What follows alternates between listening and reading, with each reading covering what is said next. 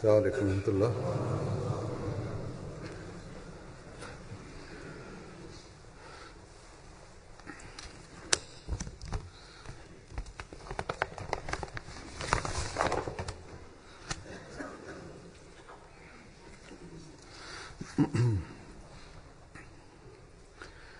أشهد أن لا إله إلا الله وحده لا شريك له وأشهد أن محمدا عبده ورسوله أما بعد فأعوذ بالله من الشيطان الرجيم بسم الله الرحمن الرحيم الحمد لله رب العالمين الرحمن الرحيم مالك يوم الدين إياك نعبد وإياك نستعين اهدنا الصراط المستقيم صراط الذين أنعمت عليهم غير المغضوب عليهم ولا الضالين.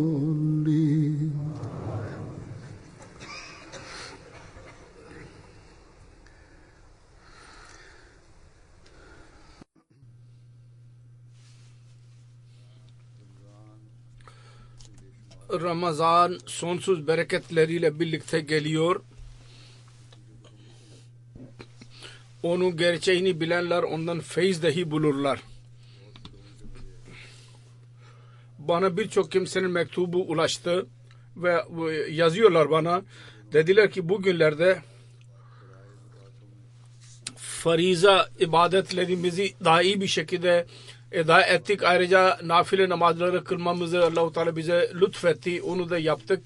Kur'an-ı Kerim ve hadisin derslerine dahi katıldık.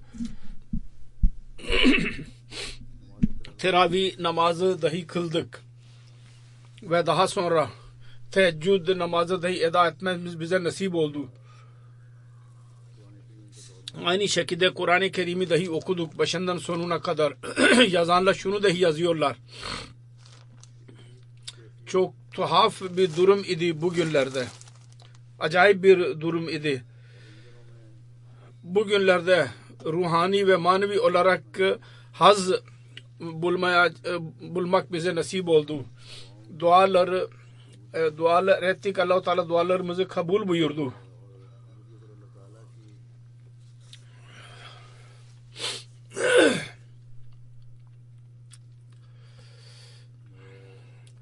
Allah-u Teala'nın lütuflarını elde etmeyi ve manevi olarak lezzet bulmayı bize Allah-u Teala nasip etti.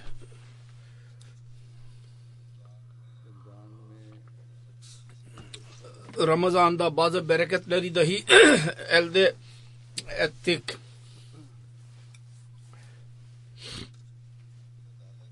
Yüce Allah'ın varlığına kesin olarak inandık.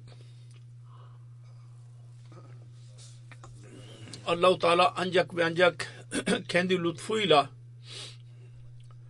bizim bir iyiliğimiz neticesinde değil, ancak kendi lütfuyla bu manzaralarımızı bize gösterdi ve bu durumu yarattı.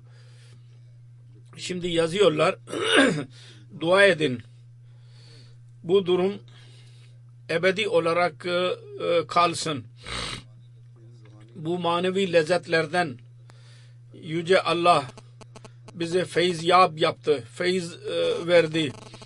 Bizim bir eksikliğimiz, zaafımız, bir sendelememiz ve bir kibirimiz, sevilmeyen bir hareketimiz, Allah hakkı ve kul hakkı tam olarak vermeyişimiz neticesinde bugünlerde biz elde ettiysek onun feyzinden mahrum kalmayalım.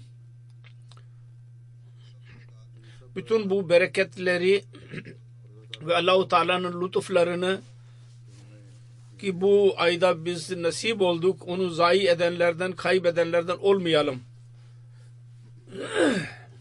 Diyorlar ki dua ediyoruz, Allah-u Teala bu bereket ebedi olarak bize nasip olsun. Ben de dua ediyorum, Allah-u Teala lütfeylesin. Bunların arzuları nasıl ise gerçekten Ramazan'ın feyizlerinden feyiz bulmaya çalışanlar var ya, eğer onlarda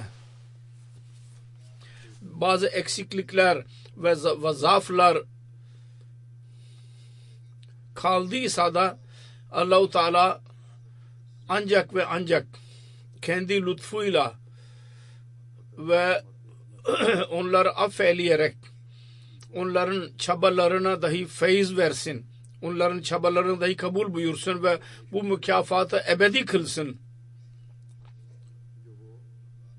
Onlar Ramazan'da şu yahut bu şekilde kendi rahmetiyle, mağfireti neticesinde onlara verdiyse onu devam ettirsin, ebedi kılsın.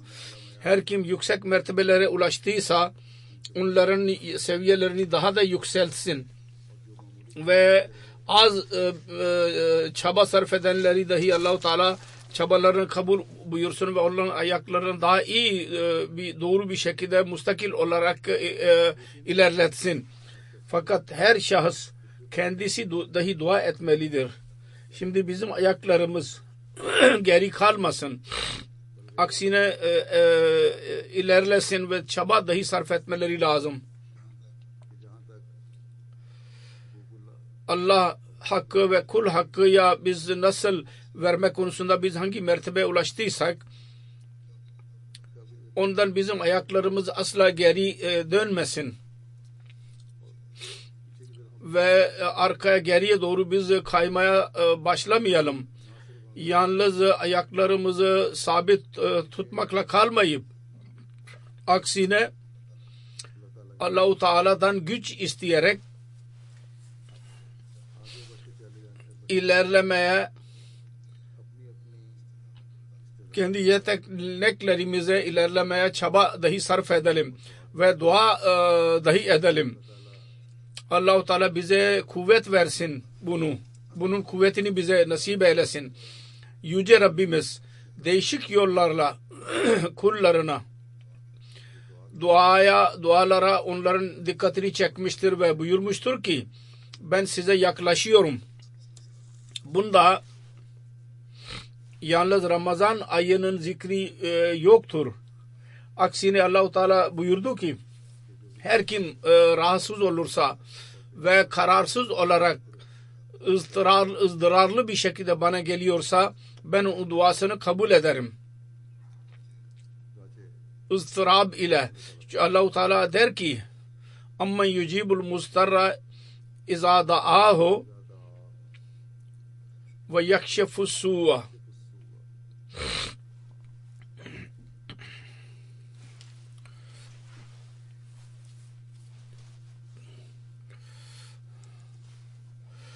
Kimdir kararsız olanın duasını kabul eden, onu çağırdığı zaman ve onun sıkıntısını gideren kimdir? Allah dışında. Allah Teala der ki ilahum Allah, Allah'tan başka bir ilah dahi var mı bunu yapabilen, hepsini yapabilen? Yani yalnız Allah vardır ki ızdırarlı bir durumda olanın bir insanın sıkıntısını giderir, onun dualarını kabul eder. Böyle bir durumda kendisine birisi dua ettiği zaman vaat edilen Mesih Aleyhisselam bir yerde bu ayet ile alakalı olarak şöyle buyurdu. Yüce Allah Kur'an-ı Kerim'de bir yerde kendi tanımının alametini şu demiştir ki sizin Rabbiniz odur ki kararsız olanlarının dualarını kabul eder. Sonra bir yerde Allah-u Teala der ki ud'uni astajib lekum. Siz beni çağırın. Ben sizin duanızı kabul edeceğim. Onun için hangi manevi feyz bulduysanız Allah-u Teala'ya biz nasıl yaklaştıysak duaların kabul edilişinin manzaralarını gördüysek onlar ebedi kalabilir, ebedi olabilir. Eğer bizim zaaflarımıza rağmen Yüce Allah bize Ramazan ayında duanın kabul edilişinin ve kendisine yaklaşmanın manzaralarını bize gösterdiysek şunu bize hissettirmek içindir ki bizim buna dikkat etmek için şuna dikkatimizi çekmek içindir ki ben size bir kurb nasip ettim. Bana yaklaştınız. Onu zinde tutmaya çalışın. Canlı tutmaya çalışın. Allah-u Teala belli bir sınıra tabi değil. Yalnız Ramazan'a yaklaşmıyor insana. Yahut birisi bir amel etsin etmesin o mutlaka Ramazan ayında kendisine yaklaşabilir. Hayır. Bu ay ya bugünleri özel kılmıştır. Bizim dikkatimizi çekmek içindir. Ancak ki insanın cemaat bakımından buna dikkat oluyor. Zaaflar dahi buna dikkat ederler. Bugünlerde Ramazan ayında. Yoksa bunun bu anonsu, ilanı ebedidir. İnni karib. Şüphesiz ben daima size yakınım.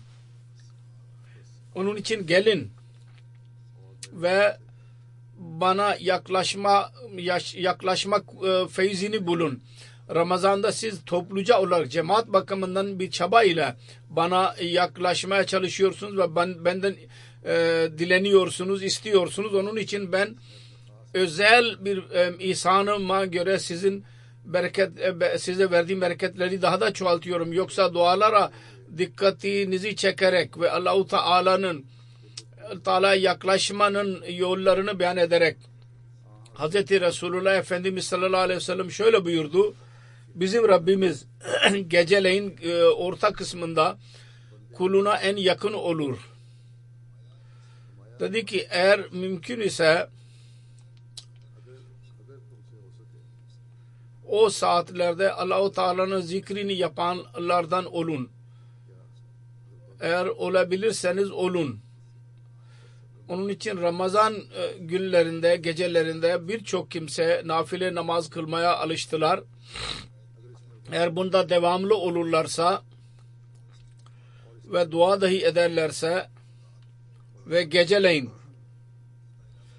kuvvetli bir iradeyle yatağa girerlerse Allah-u Teala'ya yaklaşmak feyzini ebedi olarak elde edebilirler. Ve Allah-u Teala insan yaklaşırsa insan Allah-u Teala'nın sığınmasına ve onun hisarına girmiş olur. Ve bu yaklaşım gecelerinin dualarıyla birlikte gündüz dahi Allah-u Teala'nın zikri ve ibadetlerle dahi elde edilir. Hz. Resulullah sallallahu aleyhi ve sellem zikri ilahi zikre dikkatimizi çekerek uyaran kelimelerle buyurdu. Dedi ki zikir yapanlar ve zikir etmeyenlerin misali diri ve ölü gibidir.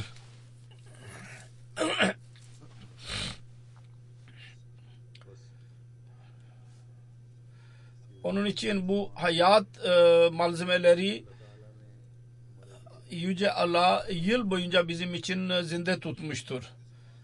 Yaklaşım malzeme yolları bütün yıl içindir. Duanın kabul edilişi her zaman içindir. Yalnız birkaç gün için sınırlı değil.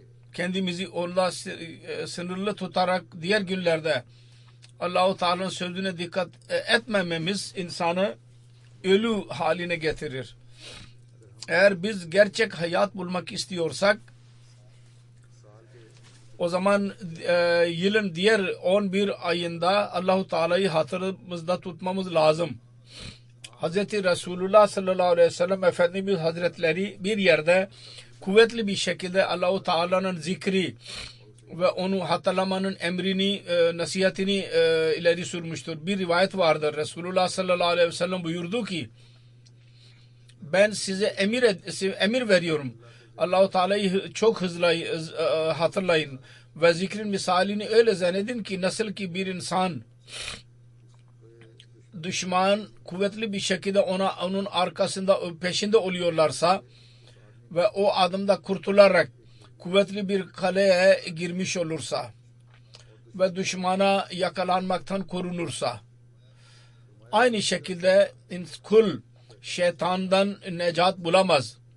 Ancak Allah-u Teala'nın zikriyle ondan necat bulabilir. Onun için Allah-u Teala kendi hisarına yalnız özel günlerde bizi tutmamıştır. Kendi hisarında. Aksine inni karib ilanı ebedidir ve her yer içindir. Onun kuvvetli sığınma yerleri her yerde mevcuttur ve her zaman mevcuttur. Sığınakları. Ve mümine daima sığınmaya almak için kapıları açıktır.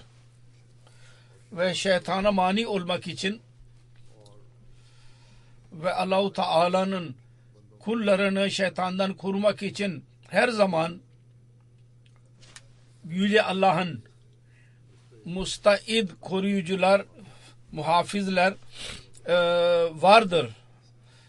Eğer insan kendi akılsızlığına başvurarak kendi düşmanından korumak için Allah-u Teala'nın sığınmasına koşacağına tehlikeli yollara gitmeye başlarsa o zaman bu insanın kendi zaafıdır, eksikliğidir.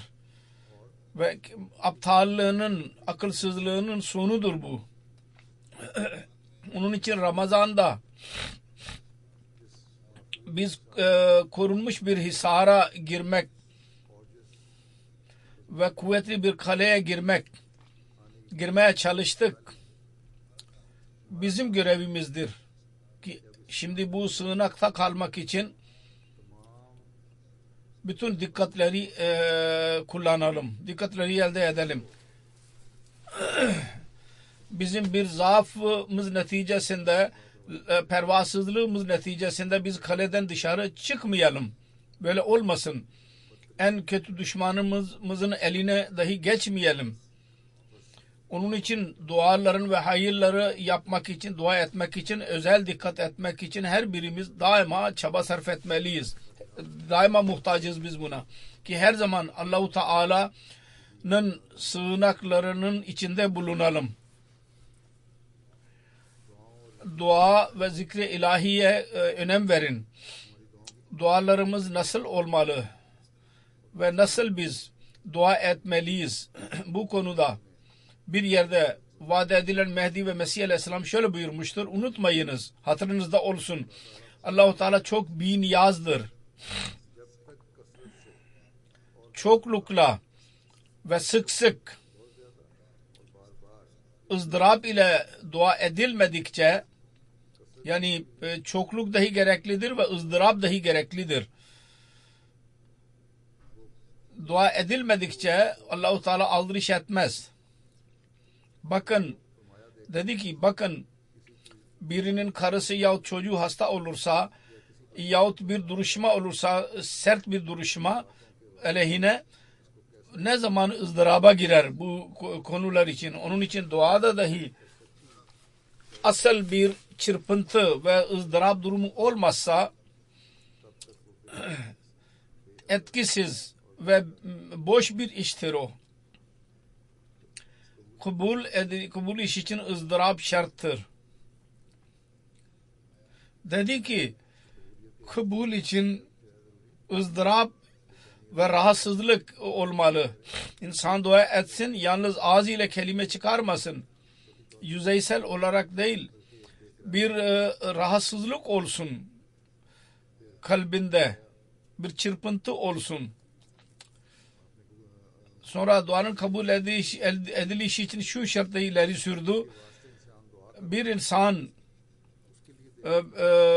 kalbinde bir sancı olsun. İnsan kimin için dua ediyorsa, insan kendisi için dua eder ve çok sancılı bir şekilde dua eder. Aynı şekilde Mesih Muhammed Aleyhisselatü Vesselam'ın buyurduğu gibi akrabalarınız, karı koca, çocuklarınız ve karılarınız, eşleriniz için onlar sıkıntıdayken çok sancılı bir şekilde dua ediyorsunuz. Fakat bizim görevimiz şu olmalı, bir müminin bu kişisel dairenin dışına çıkarak cemaat için çok dua edelim. Müslüman ümmet için çok dua edelim. Kendi ülkelerimiz için dahi dua edelim.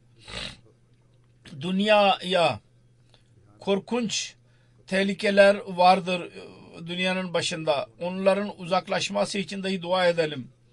Ve şöyle dua edelim ki kalbimizde sancı olsun. Yalnız yüzeysel dualar olmasın. Vaat edilen Mesih ve Mehdi Aleyhisselam bir yerde buyurdu ki benim dinim şudur, duada düşmanlarımızı dahi dışarı tutmayalım. Ne kadar duamız geniş olursa o derecede dua eden istifade edecek. Ve duada ne kadar gafil olursa bencil olursa azaltırsa dualarını aynı şekilde Allah-u Teala'ya yaklaşmaktan uzaklaşacaktır. Allah-u Teala'nın kurbünden yani yaklaşımından uzaklaşacak. Allah-u Teala'ya yaklaşmanın bu dahi yoldur ki kendi zatına kadar insan duada sınırlı kalmasın. Duaları genişletsin insan. Ve bugünün toplumu ve dünya o kadar birbirine yakındır ki diğerler için dua ile insan kendi zatına dahi fayda verebilir. Yani bir sevap vardır Yüce Allah tarafından insan elde ediyor. Zahiri fayda dahi insan elde edebilir. Çünkü her bir insanın etkisi vardır öteki üzerine. Onun için ilk olarak kendi dualarımızda, müstakil dualarımızda cemaat için cemaati dahi kapsama alalım. Ve her Ahmedi'nin bu farzıdır, görevidir ki cemaat için topluca olarak duanın kapsamını almalıyız. Pakistan'da cemaatin durumunu herkes bilir. Her gün bir duruşma yahut şu yahut bu yolla rahatsız etmek için işlemler yapılıyor hükümetin yöneticileri tarafından yahut mollalar tarafından oluyor. Yüce Allah onların şerrinden her Pakistanlı Ahmedi'yi korusun. Aynı şekilde ülkenin politik durumu var ya, orada hükümet dahi dikkati dağıtmak için, kendisinden dikkatini uzaklaştırmak için bazı zayıfları yahut ekalliyetleri diğer bazı yollarla, değişik vasıtalarla, değişik insanlar vasıtasıyla yahut saldırılar vasıtasıyla zarar vermeye çalışabilir. Ve daha sonra, ondan sonra öyle işler yaptırarak huzur durum altında öyle yasalar bunlar çıkarırlar ki kendi iradelerinin yasalarını yürürlüğe koysunlar ve kendi hükümetini ve sandalyesini daha da kuvvetlendirebilsinler.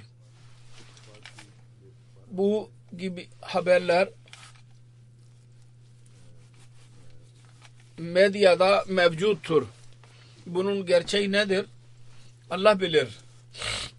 Ancak öyle hileler ki siyasi hükümetler eskiden de yapmışlardır. Yaptılar. Onun için duaya çok ihtiyaç vardır. Pakistanlı Ahmedileri, orada kalanları özel olarak onlara dua edelim. Ben birkaç defa da önce de söyledim. Duada bir coşku olmalı, o yoktur. Onun için buna dikkat edin. Dualardan sonra başka bir çaba meselesi var ya, biz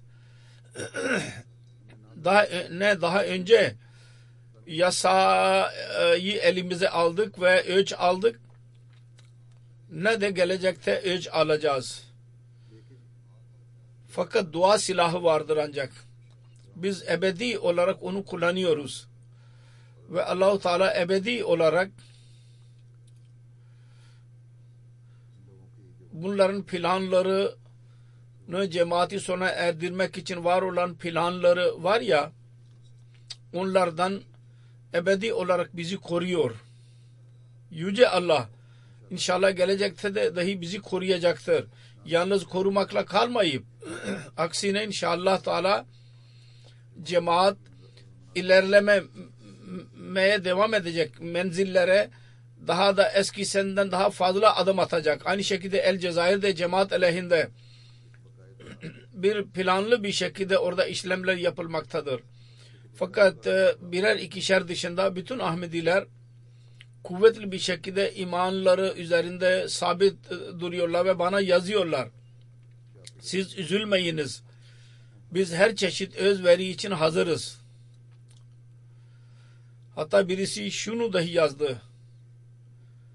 Siz diyorsunuz ki yeni cemaattir. Evet, biz cemaatiz. Geçen 10 seneden beri cemaat olduk. Fakat özveri bakımından bizim tarihimiz çok eskidir. Onun için biz daha önce de özveride bulunduk.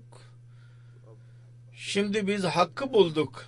Nasıl olabilir ki biz özveride bulunmayalım?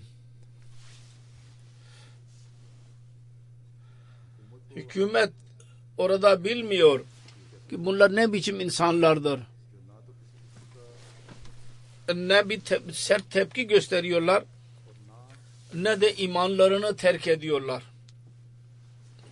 Kadınlar, erkekler hepsi ceza almaya hazırdırlar. Fakat imanlarından caymak için hazır değildirler. Bütün bunun sebebi şudur ki Ahmedilerin yanında dua silahı vardır. Ve Yüce Allah'ın lütuflarına biz kesin olarak inanıyoruz. Biz şuna kesin olarak inanıyoruz ki bu sınav devri bir gün mutlaka sona erecektir. Ve Allah-u Teala mutlaka bizim dualarımızı kabul edecektir. Biz Allah-u Teala'nın önüne eğilen kimseleriz. O bütün güçlere sahiptir. O kuvvetli bir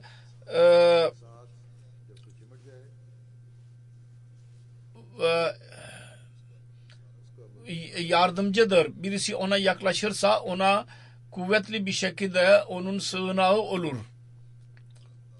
Güvencesi olur. Bizim Rabbimiz bütün kralların ve hükümetlerinden daha yüksek şanlıdır. Samet'dir o.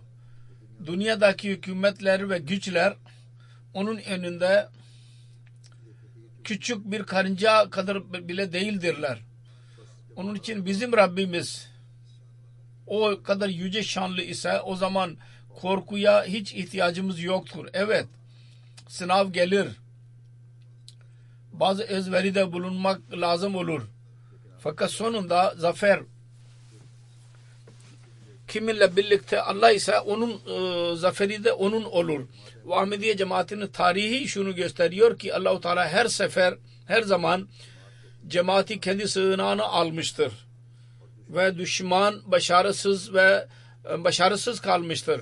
Namurad olmuştur. Onun için eğer ihtiyaç varsa şuna ihtiyaç vardır ki biz Allah-u Teala'nın kuvvetli kalesine girmek için dualarımızı ve zikrimizi zinde tutalım.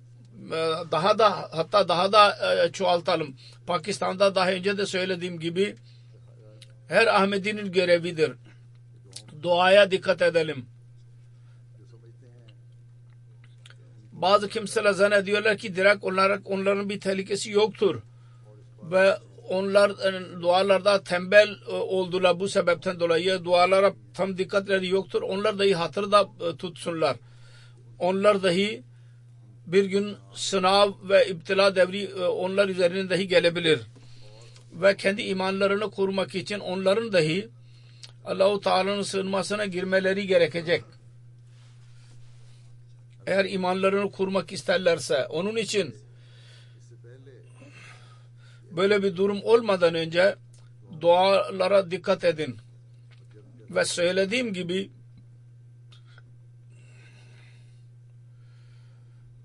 duaların kabul edilişi için eğer şu anda birisi zahirde maddi olarak refah içinde ise yine sancılı bir şekilde bir sancı ile Ahmedi kardeşler zorluklara katlanmışlardır. Onlar için dua etmelidirler. Dua etsinler. Allah-u Teala onların cemaat sıkıntılarını dahi gidersin. Ve kişisel sıkıntılarını dahi yok etsin. Diğerler için dua etmekle dua edenin kendi sıkıntısı dahi gitmiş olur. Daha önce de zikri geçtiği gibi. Dış ülkelerde, Avrupa'da ve ilerlemiş ülkelerde yaşayanlar var ya, onlar dahi kendilerini korunmuş saymasınlar. Şimdi İslamiyet aleyhinde bu batılı ve ilerlemiş ülkelerde bir dalga vardır. Ondan Ahmediler dahi etkileneceklerdir. Şüphesiz biz ne kadar dersek biz öyle değiliz. Diğer Müslümanlar gibi biz değiliz. Onların milleti gibi biz barış sever bir İslam ve sevgi dolu bir İslam'a göre amel eden kimseleriz. Herkes onu bilmiyoruz ki biz neyiz. Ve Mesih Maud Aleyhisselatü Vesselam'ın geliş gayesi nedir onu herkes bilmiyor. Biz her birine mesaj ulaştıramadık. Mesih Maud Aleyhisselatü Vesselam'ın misyonu nedir onu herkes bilmiyor. İşlem yapan kör olarak işleme girer. Ve öyle olaylar burada dahi oluyor. Olmaya başlamıştır. Ki İslamiyet'e muhalif olan ve milli insanlar, Müslümanlar aleyhinde bu gibi işlemler yapıyorlar. Ve diğer kavimler aleyhinde dahi işlem yapıyorlar. Zarar vermeye çalışıyorlar. Hatta bir Ahmedi yazdı. Benim sahibim benim işimden çok memnun ediyor ve çok met ediyordu. Aynı şekilde benim ahlak vasıflarından dahi çok etkilenmiyordu. Fakat belli bir zamandan beri durumu değişti. Tavrı. Hatta Müslümanlar aleyhinde olması neticesinde bana dahi düşman kesildi. Ve bu sebepten dolayı beni işten atmak istiyor şimdi. İşte bu olaylardır. Yavaş yavaş çoğalacak bunlar. Eğer tem zamanında bunlar tedavi edilmezse onun tedavisi yalnız duadır. Başka bir ilaç yoktur. Başka bir tedavisi yoktur. Yüce Allah ile ilişkimizi kuvvetlendirmeden hiçbir kimse yoktur ki bu durumdan kurtulabilsin. Yüce Allah'ın bu ilanı vardır. Bana gelin halis olarak ben sizi dualarınızı çağrınızı kabul edeceğim. Dinleyeceğim. Bu vasıtayı bütün yeteneklerimizle birlikte bunu kullanmalıyız. Onun için bütün hileler yok olunca artık Hazreti Tevvab durumu yaratmamız lazım olacak. Onun dışında bir çaremiz yoktur. Biz bu zorluklar ve bu sınavlardan bunun dışında çıkamayız. Sonra Müslümanların durumu ve Ahmedilerin durumu yalnız söz konusu değil. Bütün dünyanın durumu öyledir. Ki dünya Allah-u Teala'nın öfkesini ve helaketine doğru yaklaşmaktadır. Büyük kuvvetler şu anda Müslümanları birbirine kırdırıyorlar, savaştırıyorlar. Ben kaç seneden beri söylüyorum, Müslümanlar bunların elinde ahmak olarak aptal bir şekilde güçlerini zayi ediyorlar, zayıflatıyorlar. Kendi ülkelerinin ilerlemesini geri götürmüşlerdir senelerce. Şu anda Amerika'nın planını biz görüyoruz. Çok tehlikelidir o. Suriye'de öyle bir durum hazırlanmaktadır ve daha da hazırlanacaktır ki İran'ın yardımı direkt olarak Suriye'ye ulaşsın. Belki İran bu durumda ordusunu dahi gönderebilir.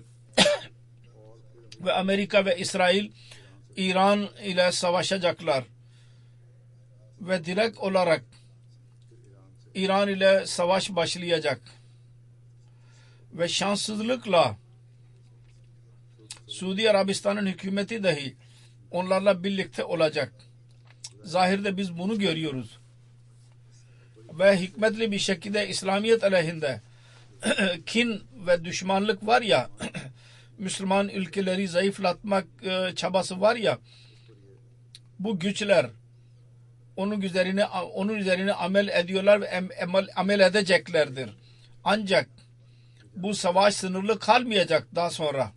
Rusya dahi öteki yine yardım etmek için savaşa girecek. Zaman zaman onu belli dahi ediyor. Arada bir. Alemi bir savaş söz konusu olabilir. Tecziye yorum yapanlar böyle demeye başlamışlardır. Bu savaş neticesinde bir İslam ülkesi daha ileri adım ettiyse de bu savaş neticesinde daha önce de söylediğim gibi bazı ülkeler geri gitmişlerdir. Senelerce, diğer ülkelerde senelerce geri kalacaklardır ve bu zarar Müslümanlara ulaşacak. Aynı şekilde Katar muamelesi vardır. Müslümanları savaştırmak çabası vardır. Terörizmi sona erdirmekten daha fazla şunu biz görüyoruz. Fırka ya dönüşmek neticesinde bir haset söz konusudur. Ve parayı elde etmek için bir çaba vardır. Ve kendilerini ellerinin altında bulundurmak için çaba sarf ediyorlar. Amerika daha önce Suudi Arabistan'a dedi ki şüphesiz sınırlama koy Katar'a. Medyada biz bunu görüyoruz. Amerika'nın Cumhurbaşkanı'nın turundan sonra Amerika'dan izin aldıktan sonra Katar aleyhinde dahi işlemler yapıldı. Şimdi bütün bunlar yaşandıktan sonra Amerika'nın hükümeti diyor ki Suudi Arabistan ve onun yardımcıları barış için sert şartlar ile koşuyorlar. Onlara kolaylaşmaları lazım. Şimdi Katar dahi onu söylemeye başlamıştır.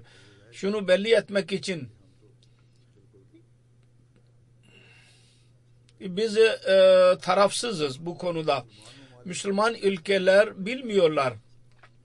Müslümanlar aleyhinde bir plan kurulmaktadır. İslam aleyhinde bir antrika yapılmaktadır. Biz ondan korunmamız lazım. Yalnız Orta Doğu yahut Arap ülkelerinin meselesi değil. Bu savaş daha da ilerleyebilir. Amerika ve Kore dahi her geçen günde daha da çoğalmaktadır onların düşmanlıkları ve dünyanın durumunu bilenler ve yorum yapanlar şunu açık olarak belli ediyorlar ki Amerika'nın küçücük bir silahını kullanması dahi yahut sert bir şekilde davranması yahut Kore tarafından silah kullanmak ister zarar vermeden dahi korkutmak için dahi olursa o bölgede çok kötü bir savaşa erecek. Dünyanın durumu çok kötüdür. Çin Kore'nin yardımcısıdır. Fakat o dahi durumunun tehlikesinden ve savaşın korkunç neticelerini hissederek Kore'ye akıl verme, nasihat etme çalışmaktadır ve Amerika'ya dahi nasihat etmektedir. Sonra yeni icatlar vardır. İnsanlar kendi irtibatları için, kendi kayıtlarını tutmak için, rekorlarını tutmak için, iktisadi nizamlarını yürütmek için çok kolaylıklar yaratmışlardır. Bilgisayar birçok işe el atmıştır. Fakat bu icatlar dünyanın helaketine dahi sebep olabilir. Bugünlerde sık sık şu yahut bu ülkede, bazen bütün dünyada bilgisayar saldırıları olmaktadır. Bütün nizam ondan bozuluyor. Burada dahi NHS ve hava alanı nizamı bozuldu. Sağlık kurumları nizamı ve hava alanı nizamı. Savaşların silahlarını kullanmak için ve savaşta ileri adım atmak neticesinde dahi bu bilgisayar saldırıları çok korkunç rol oynayabilir ve tehlikeli olabilir. Helaket getirebilir. NATO'nun bir temsilcisi açıkladı. NATO dünyanın hassas ülkelerde bu savaş olursa bu bilgisayar saldırısı korkunç bir savaşa sebep olacak ve biz bu gibi savaşa tahammül edemeyiz. Uyarıda bulunmuştur o. Onun için dünya kendi helaketine kendisini hazırlamıştır ve zannederler ki maddi insanların ilerlemesi onların garantisidir korumasının. Halbuki bunların kendi helaketlerine sebep olabilir. Ve daha sonra maddi insanlar hükümet liderleri kendi çıkarları için pervasız olmuşlardır. Özellikle dünyanın en büyük zahiri gücün başkanı, reisi cumhuru kendi içinde oturarak zannederse ki dünya benim emrime göre yürüyecek. O zaman onun böyle bir durumu daha da bozacaktır. Onun böyle bir düşünmesi. Bir şey açıktır bundan. Bunlar kendi kibrinden dolayı her muhalifi ve Müslümanlara nefret neticesinde Müslümanları yok etmeye hazırdır. Kendi muhaliflerini sona erdirmeye hazırdır bu. Ve şundan pervasızdır ki dünyada değişik sebeplerden dolayı durum söz konusu olmaktadır. Onun tehlikeli neticelerinden o kendisi dahi korunmayacaktır.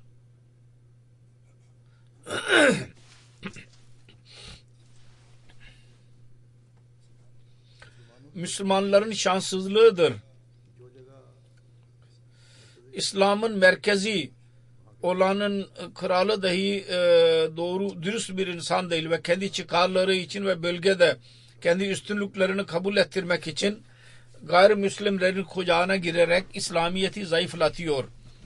Zikrettiğim gibi Suudi Arabistan'ın durumu aynen böyledir. Müslüman liderler, hükümetlerin yöneticileri genel olarak kendi amme insanlarına, tebaasına zulüm ederek insanların birçoğunu kendileri aleyhine çevirmişlerdir. Sonra hükümetleri kuvvetlendirmek için daha da zulüm yapmaya devam ediyorlar. Suriye'de ve Irak'ta durum aynen böyledir. Ya diğer ülkelerde bir derece kadar vardır bu. Ve bunlar zannederler ki bunlardan bu meselelerini halledecekler. Ve bilmiyorlar ki bunun halli Resulullah sallallahu aleyhi ve sellem'in buyurduğudur ancak. Vaat edilen Mesih ve vaat edilen Mehdi aleyhissalatü vesselam'a inanmaktır o. Biz Ahmediler zayıfız. Bizim elimizde bir güç yoktur. Bizim elimizde para yoktur. Bizim elimizde bir hükümet yoktur. Fakat biz şanslıyız. Biz Hz. Resulullah sallallahu aleyhi ve sellem'in buyruğuna göre gelmiş olan Mesih ve Mehdi'yi kabul ettik. Dünyanın barışı ve selameti ona bağlıdır şimdi. Ve olacak. Mesih Muhammed Aleyhisselatü Vesselam'ın buyurduğu yollar üzerinde yürümekle ancak olacaktır.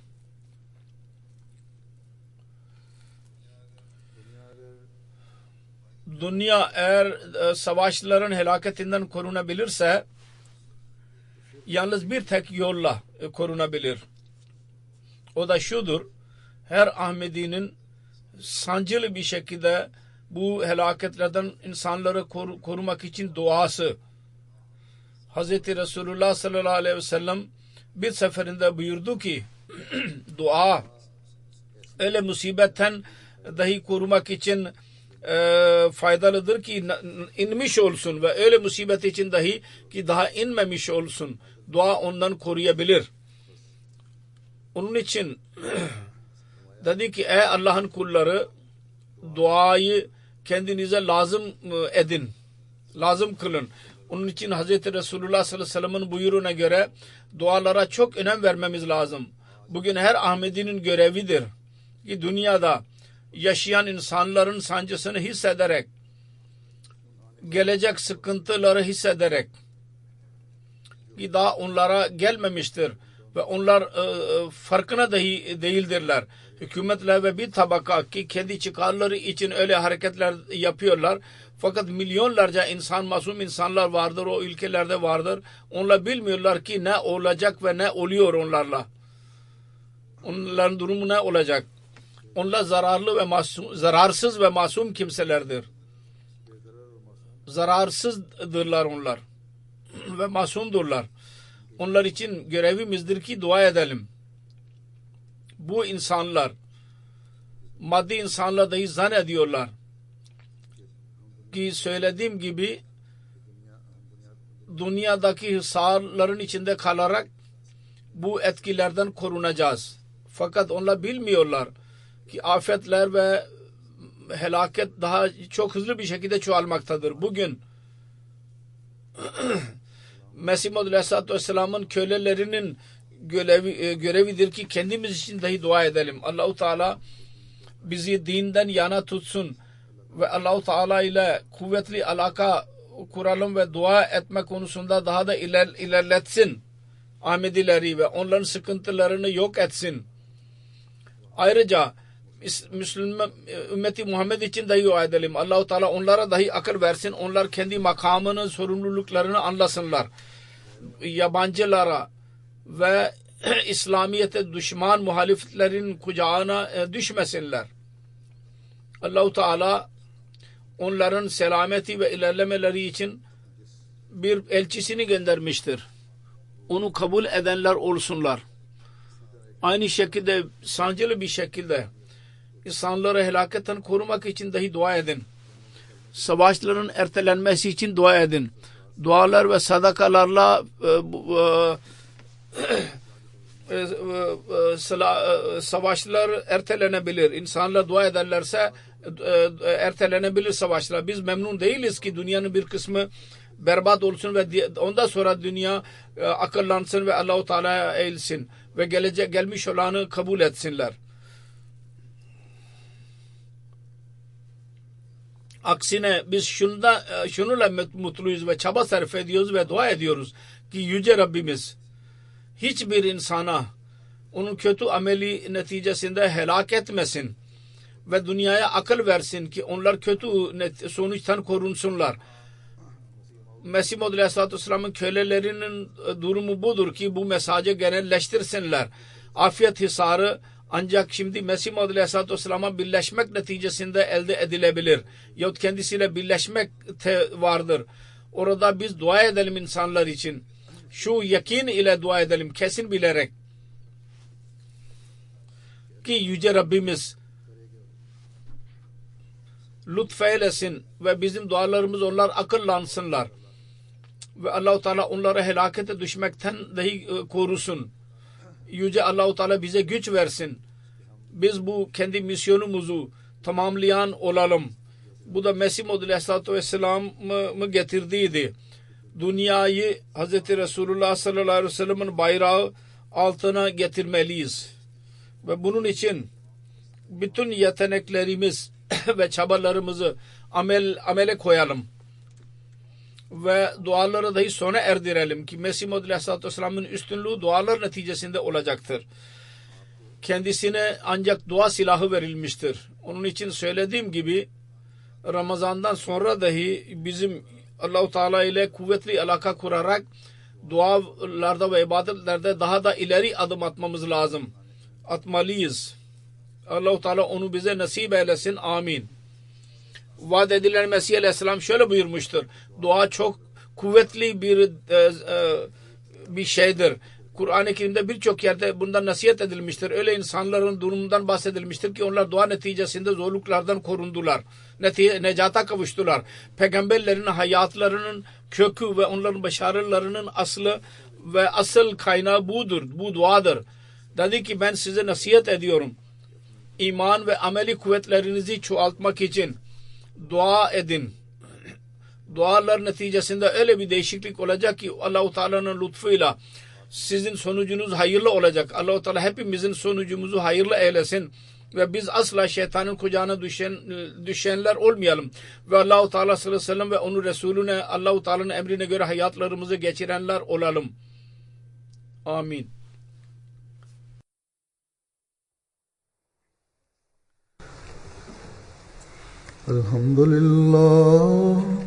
Elhamdülillah nahmaduhu ve nestainuhu ve nestağfiruhu ve nu'minu bihi ve netevekkalu aleyh ve na'udzu billahi min şururi enfusina ve min seyyiati a'malina. من يهده الله فلا مضل له ومن يضلل فلا هادي له ونشهد أن لا إله إلا الله ونشهد أن محمدا عبده ورسوله. عباد الله رحمكم الله إن الله يأمر بالعدل والإحسان وإيتاء ذي القربى وينهى عن الفحشاء والمنكر والبغي يعظكم لعلكم تذكرون. اذكروا الله يذكركم وادعوه يستجب لكم ولذكر الله أكبر.